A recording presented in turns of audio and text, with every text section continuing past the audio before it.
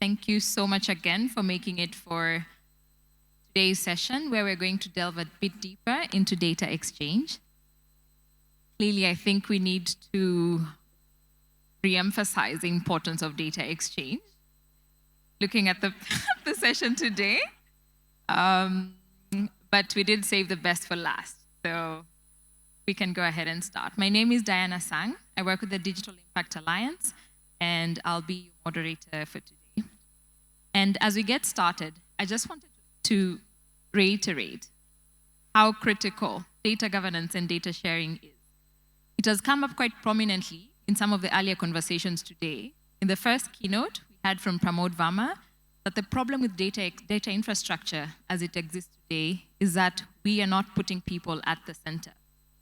This afternoon as well, we had from Secretary General Wamkele Mene of the Africa Continental Free Trade Area Agreement that harmonized data sharing is a critical enabler and is a key pillar to achieving the single African digital market.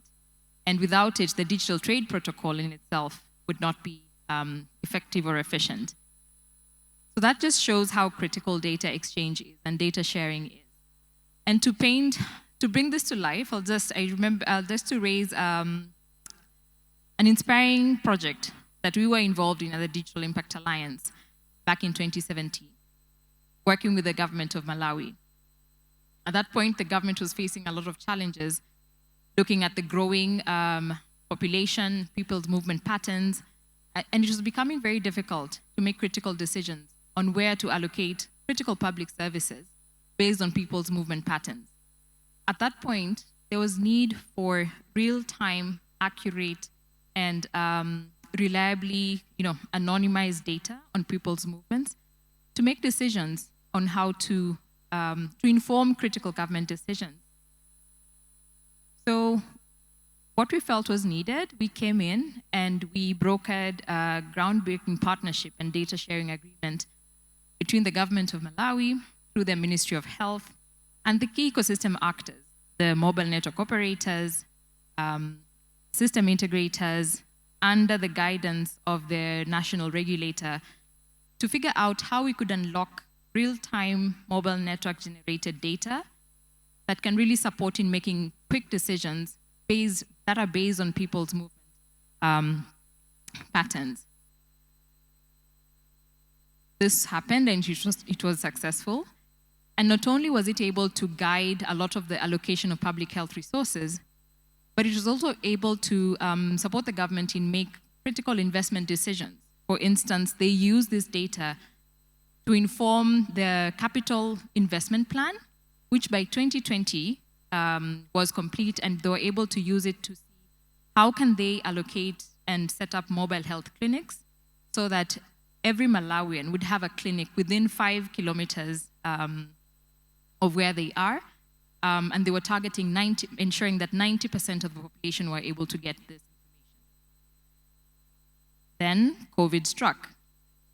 And Malawi was at a vantage point because they had already developed the data models and data sharing frameworks on how to use critical movement data. And they used the same models to inform their COVID response. They were able to respond very quickly and provide critical services needed under the response support. So this small example just shows you how critical data sharing is if done well and set up in the right structures. And it also shows us three main things. Like, partnership is important, especially across sectors, as we see how across the mobile industry and the mobile and the ministries of health, who are not typical partners in many cases, but were able to unlock very critical whole data records and movement patterns. The second one is how mobile data reuse is also critical. If set up in the right way, they can really support beyond the initial designed project, as we saw how it was used to support the COVID response work. And the last one is on how data can be a public good. And here we see how it was able to support not just allocation of health resources, but then also how to respond to critical challenges. And based on that, That's some of the guidance that led to DIAL investing in FlowKit, which is now being used in several countries to support on critical health issues such as the malaria response as well. So today we'll look now broader, just at national data sharing frameworks and what are the challenges, what are the opportunities, and we can imagine with that small example from Malawi several years ago, like what is really possible if we set up the right frameworks in a reusable and interoperable manner. Can you hear me okay? So thanks, Diana. That's such a powerful story of how data sharing can really benefit society. Is it working? I'm Priya Vora. I'm with the Digital Impact Alliance. And I just want to step back for 1 second before we get to our panel.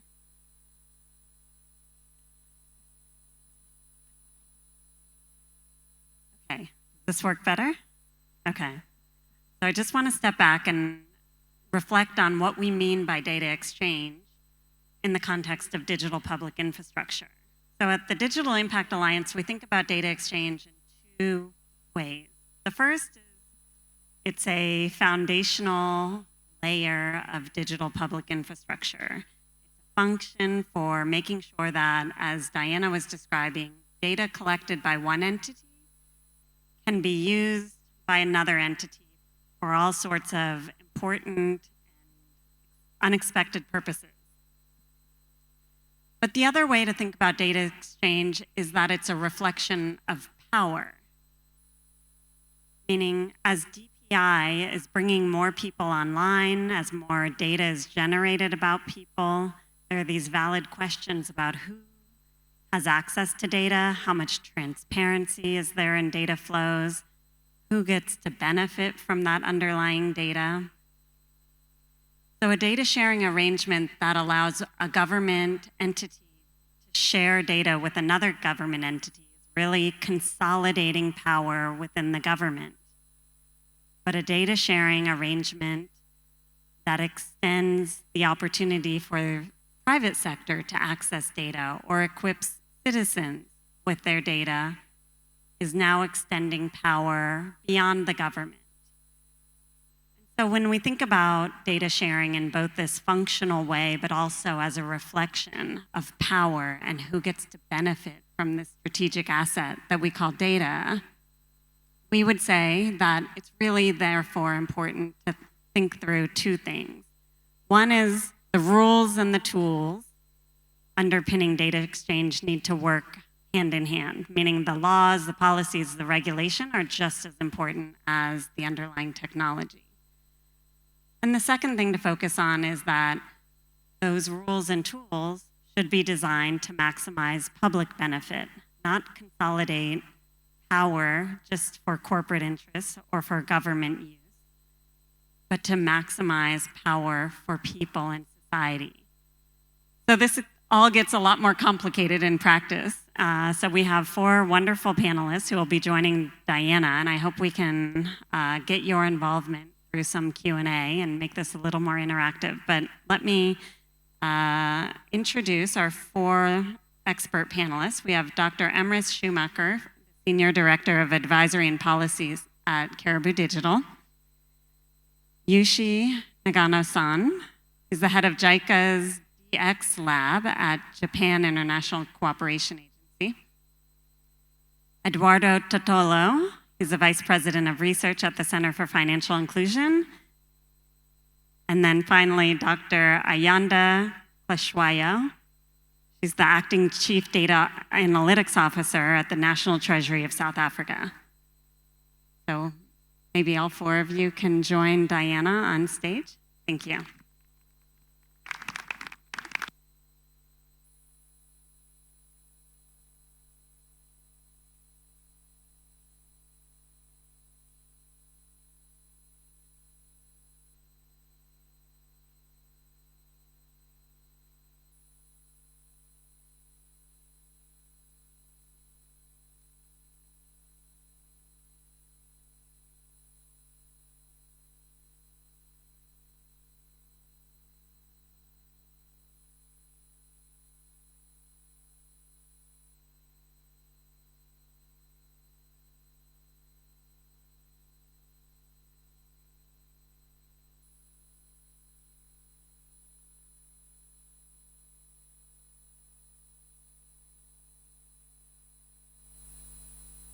are projected to generate 3 to 4 trillion. Something happened, but I hope it's for the better. Okay, good.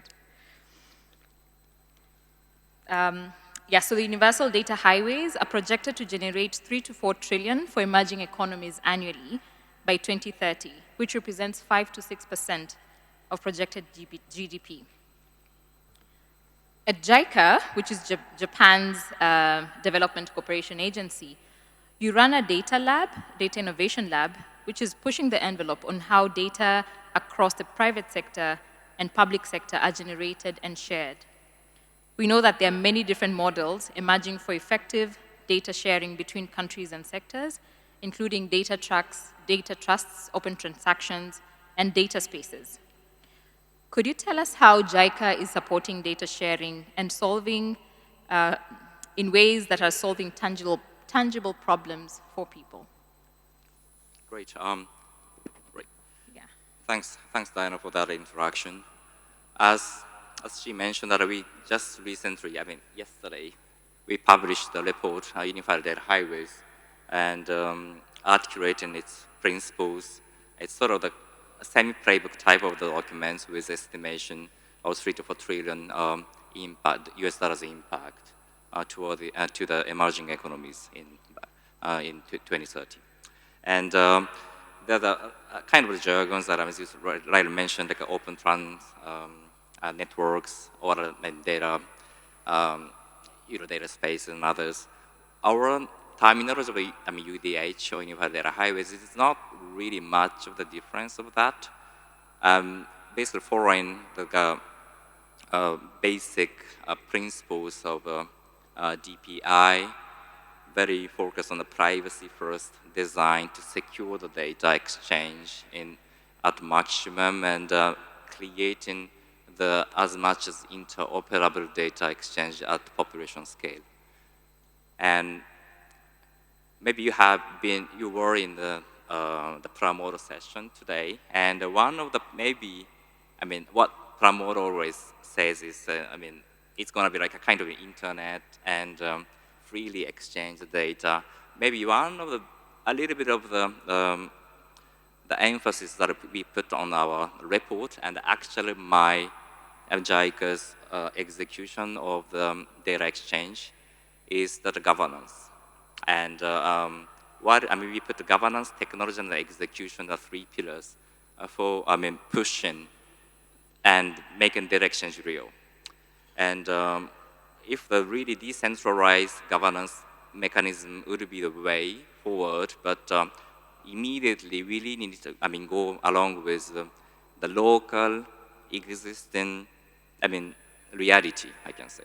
There's a government, stakeholders, and very siloed bureaucratic system within the multiple layers of government. When we talk about data exchange at population scale, we really have to, we can't ignore those kind of aspects.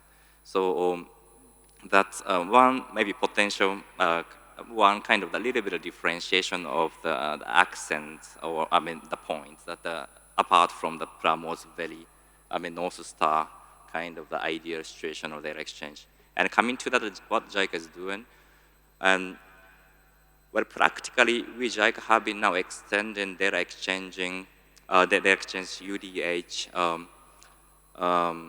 initiatives across 5 to 6 countries and 8, 9 data exchanges across multiple sectors, including mobility, climate data, forest data, and so on and so forth.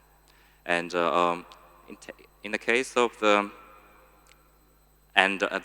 one of the maybe potentially interesting points that we JICA has been taking is that we are working on data exchange, leveraging JICA's existing support. JICA is very, very highly infra-dominated financing organization at the beginning. And like in the case of Delhi, there are, we have been financing around 10 billion US dollars for the Delhi metro. That brings a mobility of 7 million passengers every day, and gigantic data, billions of data points, almost, every second is generated. And it's quite a natural tendency of JICA to really work on those data to bring the value to the people across Delhi citizens beyond Delhi Metro. And likewise, in the forest in India or the climate in the Philippines, we always have the project over there. And the reason why I'm amplifying this is that when it comes to the execution, the use case is quite important, and to deliver the actual value, tangible actual value to the citizens, to the government, and to the private sectors. Without clear key use cases bringing a tangible impacts, it's quite difficult to get attractions and even start the data exchange journey. So we are now, I'm stopping here, but we are through, for example, through Delhi transport stack, we are now serving around 30 million Delhi metropolitan citizens, their everyday mobility. They are, like 70% of the Delhi citizens are stuck on the road, spending millions of hours over there and billions of economic losses. And the free interoperable data exchange among different institutions regarding the transport data maximize the benefit, optimize kind of integrated journey planning and kind of carbon reduction out of that. So that's the kind of reality that we are kind of creating.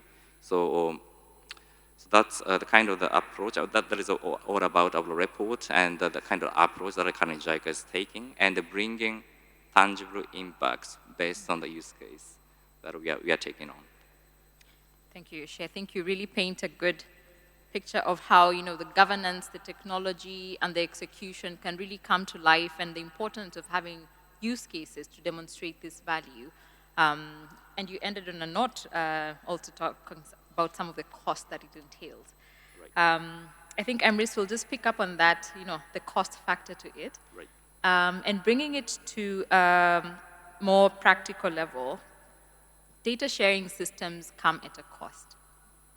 And it would be great if you could just describe to us the different models of financing data sharing, and from your experience, which you have seen to be the most promising.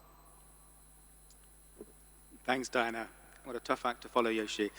Thank you also to Dial for convening this session, and of course to the entire summit for convening such an important conversation. I'm the Senior Director for Policy and Advisory at Caribou Digital. We're a consulting firm that does research, advisory, fund management, and measurement and impact.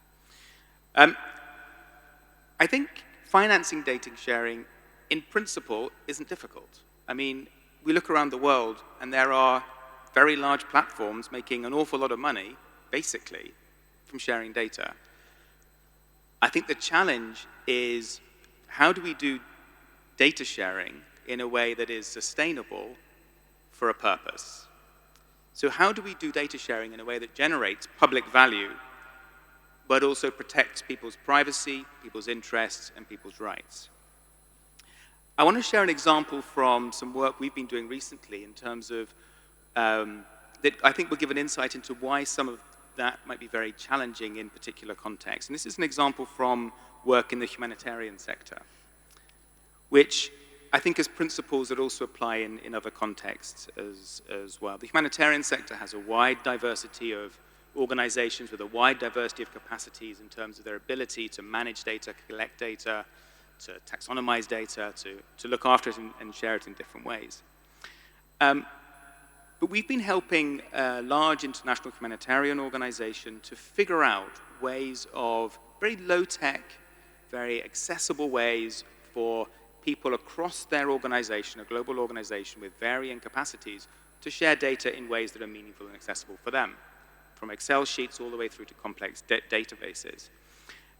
This very low-cost and very easily accessible platform for data sharing was developed primarily to solve and see if there's a way of addressing one fundamental problem that is endemic in the humanitarian sector.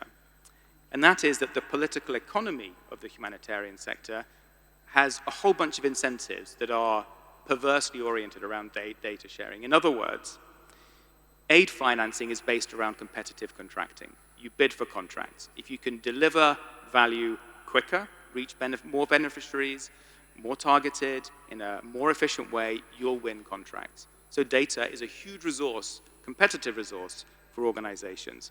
They do not want to open up their data sets. And as a result, there's a very strong monopoly tendency in the sector, which, as we would all recognize, is a common phenomena around people hoard data because it has value. And I think we've seen that phenomena in other contexts as well, because as Priya rightly said in the very beginning, data really is power, and thinking about how power is managed is so important. So our work was really a response to try and show that it's possible to share data in ways that are easily accessible, with very identifiable use cases, in order to demonstrate that it's possible to address these power imbalances, these monopoly tendencies, within a sector that's got all of the wrong incentives around data sharing. So my own view really around what it would take to finance sustainably data sharing in the humanitarian sector is a combination of carrots and sticks. Either you have a business case that shows sharing data is going to bring you value, and I think that's a hard one to prove in the sector, or you have a stick. And in the humanitarian sector, donors carry the biggest sticks, which is the grants that they issue. So I think here regulation, the mandating of standards around data sharing, protocols that could be integrated into systems, etc., and the embedding of open data principles into contracts is one way in which you could sustainably finance data sharing. So there's three learnings, I think, from there in terms of generally what that might mean. One is you need a sustainable business model. You need to have sustainable revenue as part of that. You also need to have sustainable demand from users. The data needs to be useful, and users might vary. It might be an end user, it might be an organization, it might be multiple organizations, but the data has to be useful to those organizations in order to share.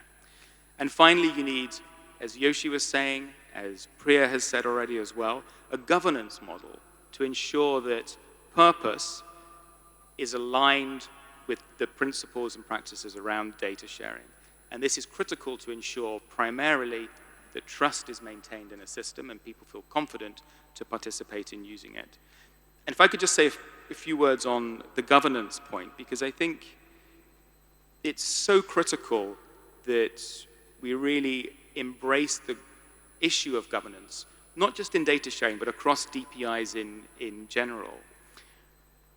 It's not as exciting as developing the tech, and the tech is so clearly important to get right. But if we don't get the wider ecosystem right, people aren't going to trust the tech, they're not going to use it. It's going to be very difficult to find real population scale adoption. We've been supporting UNDP on developing governance models for both identity and now on data exchange. And one of the things that we've heard very strongly from the countries that have been exploring using these frameworks is that this is one of the big problems that they really find this helpful in addressing, the question of trust. And so I think one of the things that's really important when we're thinking about building a governance model is we do it in a way that the framework, the model is inclusive. So we have this idea of polycentric governance that's widespread, that's inclusive of diverse stakeholders, in order to ensure that a system that's in place is trusted, people feel a sense of accountability for the owners and managers of those systems, and they feel confident that the data that they share or is being shared within the system is being used responsibly. And so I guess the one sentence answer to your question, having gone on for so long, is that I think ultimately governance is key to the sustainability of purpose within DPI systems across the board, including for data exchange. Thank you so much, Emrys. I think as you were describing the challenge in the humanitarian sector where people see data as a competitive advantage and they don't want to share, I was just reflecting on some on the flip side, in conversations with the public sector and with government, for those who've worked with the government, once you hear the word mandate sometimes, you just know you're in for a maybe 3-month conversation. Because like, no, it's so-and-so's mandate, it's my mandate. And that shows also some of the complexity on the public sector side of sharing data. Not to set you up, Ayanda, on the challenges with government data sharing, but as South Africa is embarking on its DPI journey, could you tell us how you're thinking about data sharing across public and private entities? Thanks, Diana. So, I think maybe to set like a framework, on how we think about it as government, you have two types of departments. You have service delivery departments, and you have policy-making departments, like my institution at Treasury. But both of these departments, ultimately need data, either to make providing services more efficient, or to design better policies that enable and facilitate better outcomes or policy outcomes for citizens. So I'll draw on maybe 3 examples that sort of highlight both of these in the South African context. We're very early in our DPI journey, but I think there are little pockets where there's been quite a lot of movement, and it's not just limited to these, but I think they're important for the discussion today. So the first example is from our revenue service, SARS. Our revenue service has made a lot of investment in trying to improve the taxpayer's experience of filing tax returns. Some people think that this is government is always trying to find more efficient ways to collect money, but I think it's just a system of the fact that, they work with a lot of data, they get a lot of data from different entities across the country, both from private sector and public sector, and they have to find a way to process that data more efficiently. What I think has been really great about what they've done over the past few years is they've created auto-assessments where they're using data integration, AI, and machine learning to pre-populate and auto-assess around 5 million taxpayers per year, which, drawing data that they get from banks in the private sector, they get data from medical schemes, retirement funds, as well as payroll data to populate those tax assessments, and they make all of their payments and refunds, and any money that's due to them, that's all done digitally. So I think it's a great example of a department, or at least an entity, that's been able to integrate, to make processes more seamless. The second example, which was also sort of driven by the COVID-19 response. We had a social relief of distress grant that we issued during the COVID pandemic. And because for the first time, SASA, our data implementation, or our grant implementation agency, wasn't actually able to be on the ground and register people the way that they always did. They had to innovate, and they had to move to a digital system. So enrollment, verification, payments, all of that switched to being done digitally for the first time. And so they had to get a lot of data sharing agreements in place where they created an automated data exchange that allowed them to do means testing, for example, using banking data from the private sector, but also using unemployment insurance fund records, as well as SARS tax information as well, and the eNEFSIS data to exclude, students who are registered at school, but so that you can limit your criteria on who you're paying. And it was very important to get all of the data and integrate it, and they were able to disperse those funds over a very quick period of time. And I think that's what has really driven our view on, let's scale this and see how we can learn, take the lessons that we've learned through the COVID pandemic, and how do we apply that to actually build onto that success and actually build an actual DPI strategy for ourselves. The last example isn't necessarily a traditional DPI one, but I think it's been important in using administrative data for policy making. The Treasury and SARS have a relationship where SARS shares their tax data with us, so your company income tax data, your personal income tax data, customs, excise duties, and VAT. So you have a panel where you can match workers and firms, and that's actually led to a lot of research that's shaped a lot of policy for us and helped us understand the tax system a little bit more as well, but also labor market outcomes and how people switch between jobs and whether there's spillovers and, exploring wage dynamics and the income distribution across South Africa. We hadn't had data that's that granular because we've been relying on surveys.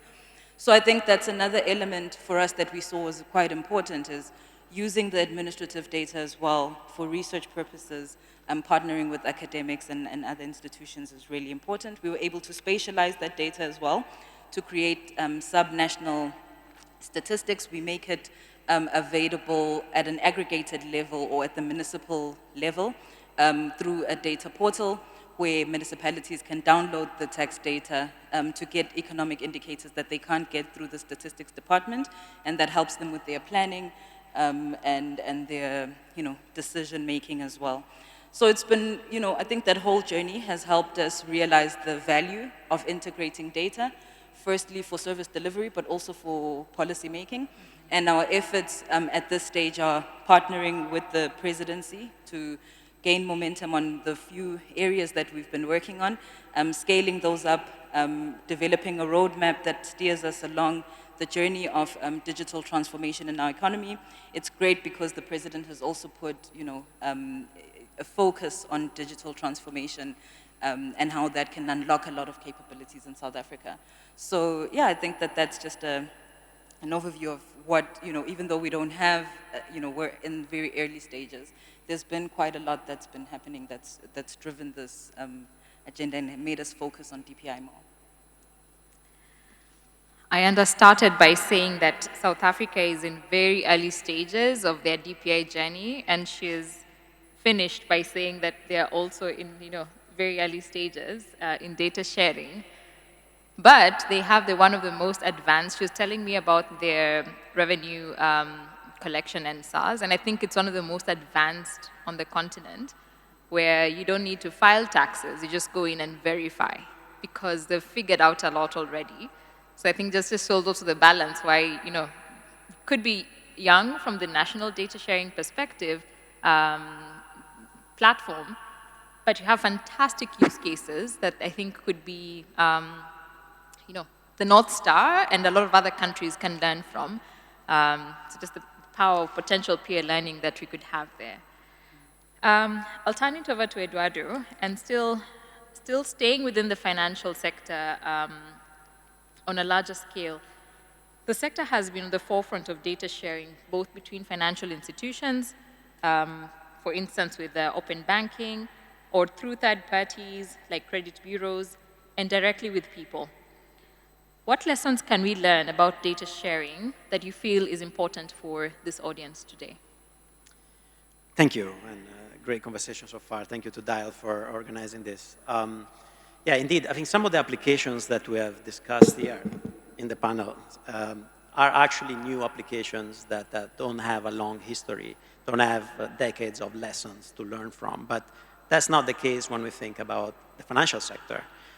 Ultimately, if we think about, as you mentioned, credit bureaus, that's a form of data exchange that has existed for decades, really. And in some countries it's mandated, in some countries is kind of organized more by the market themselves as a self-organizing mechanism. And in the latest kind of form of data exchange in the financial sector is definitely what goes under the name of open banking, open finance. It goes really, the nomenclature is actually evolving, is very different. But it's something that has now for a number of years become at the center of the financial sector and financial inclusion agenda. Right now I was counting how many markets actually have implemented open banking or open finance or are in the process. Actually 70 countries, almost 70, I think 68. So it's something that is really maturing and where we have a lot of lessons that, although the sector is different, are important also the moment we talk about humanitarian sector or revenue for public finances or mobility, climate and others. So what are these lessons? I mean, there's a number of them. And in fact, we just published a report that highlights some of the challenges that have emerged. I mean, some challenges, or let's say, features that are critical for data exchange to function for the objective of being inclusive. there are at least threefold that I want to discuss today. The first one is that the exchange of data itself is not inclusive by nature, by its very nature, tends to focus on those people who have data to exchange in the first place. Let me bring the example of the financial sector. Ultimately, data exchange in the financial sector means that I can move my data from a bank A to bank B or to a fintech or to an app with my consent. Now, in order to move that data, it means that I need to have that data in the first place. It means that I'm already using financial services. It means that I'm financially included and not just having an account and using it sometimes. I need to have a lot of data that I've produced. So essentially, in order to have data exchange really be driving the financial inclusion agenda, we need to ensure that the data reflects not just those that are kind of the frequent users, those that are kind of the highest level of the kind of wealth distribution that are more tech savvy, but also those that are not there. So how do we do that? I think, and that's where I think some of the design features, even though we're talking about specific sectors, we need to start talking more pragmatically about cross-sectoral exchange of data. Because ultimately, if the, let's say, data exchanges in the humanitarian sector, like we just discussed, or in the agricultural sector, in the health sector, are unable to speak with other data exchanges, particularly in the financial sector, that has that role of mobilizing finance and allocating finance where it's needed, we miss an opportunity to really leverage the potential of data exchange. Now, that's easy to say. The moment you actually look into like who's trying to do that, you see that we are very early stages of that development. Yesterday there was a speaker from Singapore where they tried. They have a data highway in the trade logistics sector that they want to link with the open finance mechanisms and piloting new ideas in order to use that data from trade sector. It's not used for financial purposes. By using that data, it can provide us a very important input to enable financing. We're seeing in India, for example, AgriStack, which is primarily designed in order to provide extension services, better information in the agriculture sector. How do we build a bridge between that and the financial sector? Because the financing of those agricultural activities is an absolute, incredibly important enabler of growth and resilience. So one element is, as we think about the design, we have to think about how do we create these bridges between different sectors and between different regulators, because ultimately we have different regulators with different requirements.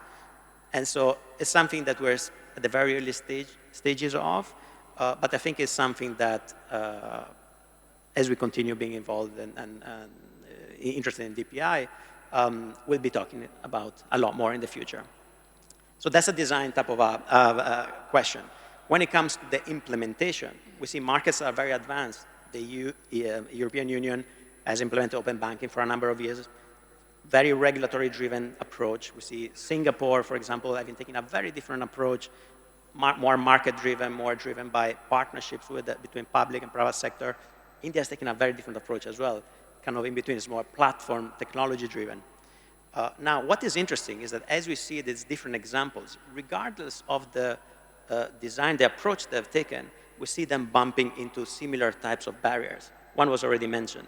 Incumbents, those larger institutions in whatever sector they are, incumbent banks in this case, do not have an incentive to share their data. Ultimately, that's something that they guard, and even though they nominally participate, even when it's mandatory to participate, there are other ways to make that process difficult to actually implement. And so we need to find the right balance between enforcement and the incentives in the system. And we see very novel approaches emerging. Brazil is going into, we need to improve our enforcement mechanisms. If you look at the EU and how they're thinking about their new legislation, they're saying, well, maybe we should change our approach. We should allow for compensation, which is something that now is not allowed. The moment someone moves the data, the bank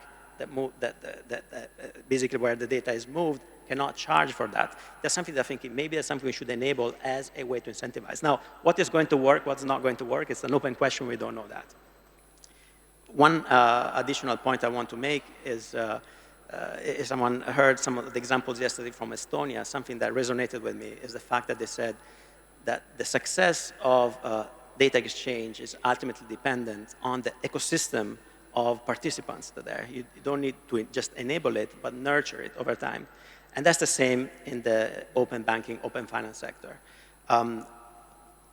We are not yet at a stage where that data exchange can happen seamlessly between financial institutions. There's no capacity, technical requirements, and even incentives are just not there.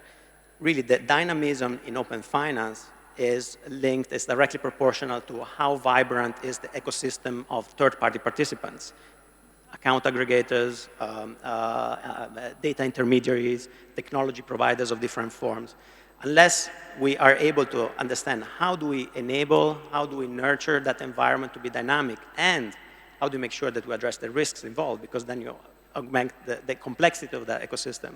Until we figure out how to do that properly, it will be difficult to make data exchange something that truly leads to our goals of inclusive digital, inclusive financial ecosystems. So yeah, I'll say this is where we're at. It's a design element, it's an implementation question. These are all open questions. So it's something we need to track and understand from the experience.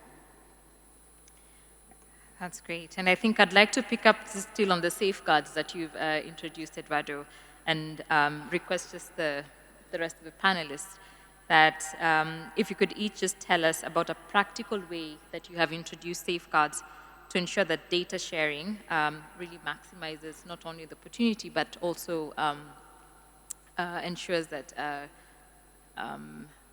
privacy and confidentiality, and that people are still put at the center.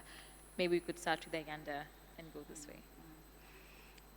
So from our side, I think I'll draw on the two types of examples. So for SASA, for example, data quality checks especially were really important for them to put in place. And just ensuring safe transfer of the data as well within their system, being able to verify the information. What SASA essentially had to do, because a lot of the data that they got was, had gaps, some was missing, duplication of information. They had to triangulate all of that data to ensure that you're not erroneously missing out people who are supposed to be getting grants, so limiting inclusion and exclusion errors to ensure that we're efficiently making payments to the right people. And then in terms of the secure data facility that we've set up, I think that is a more obvious way to try and put in safeguards. We follow the 5 SAFEs framework, so safe settings, safe people, safe outputs, safe projects. There are processes in place on de-identifying the data when it comes from source, so that you can't trace back the information to taxpayers. We vet the different projects and the people who have access to the data. Different people have different access levels to the data to ensure that we know what the final output is going to be. Anything that's published using the data is also verified. So yeah. Fantastic. We'll go over to Yoshi. Great. I mean, when considering safeguards, I mean, I have seen UN, this kind of DPI safeguards and other principles and lists, and that's safeguard is, of course, it's very, very important. I will always embed it into the kind of DPI that I'm working together with our client governments and stakeholders. And maybe two quick thoughts on from my very practical experiences that the JICA has been really focusing on the kind of industry data exchange, and which not necessarily have kind of personal data. I mean, personal data exchange and non-personal data exchange necessarily have a significant difference in safeguards and governance. And so I think it's really important to understand the nuance. What kind of data are we exchanging, and then reflecting what kind of safeguard that we should embed into that. And the second is, in continuation with that, is that, I mean, the data exchange will ever grow the kind of stakeholders network. It's pretty much partnership. And the more you have the partners, it's really, really difficult to ensure the safeguards. Yeah. For I am now working in India's forest stack. On the data provider side, there are around 20, 30 government, different departments, academias, and so on and so forth. And on data consumer side, again, tens of 20s.